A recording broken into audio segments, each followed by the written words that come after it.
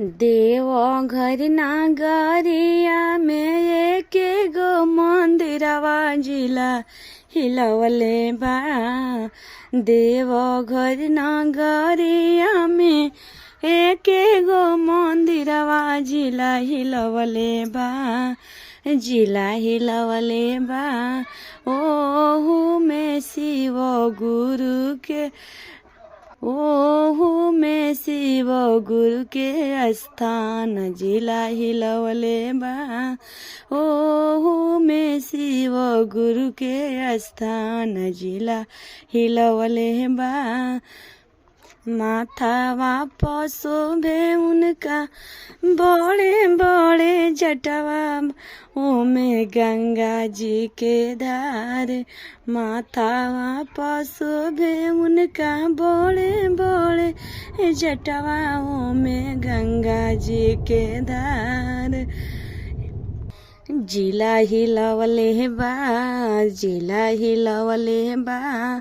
शिव गुरु के एके गो मंदिरिया में बा। जिला हिलवले बा।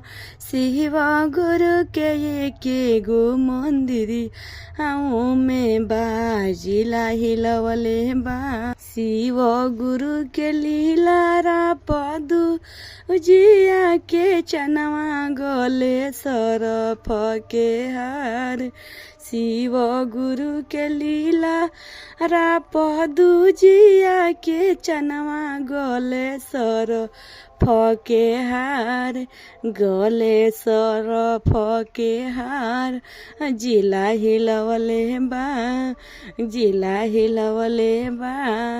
शिव गुरु के गरावा के नगवा फुफुकार। जिला हिलवले बा। शिव गुरु के गरावा के नगवा फुफुकार। जिला हिलवले बा। शिव गुरु के साथे बांसहवा भाला शोभे। बांसहवा भाला शोभे। बांसहवा बाड़े लाल। शिव गुरु के साथे बांसहवा भाला शोभे। बांसहवा भाला शोभे। बांसहवा बाड़े लाल।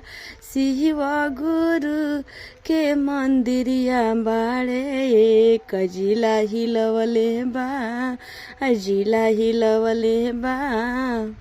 देवघर नगरिया में के गो मंदिरिया जिला हिलवले बा।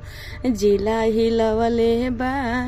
ओहू में शिव गुरु के स्थान जिला हिलवले बा।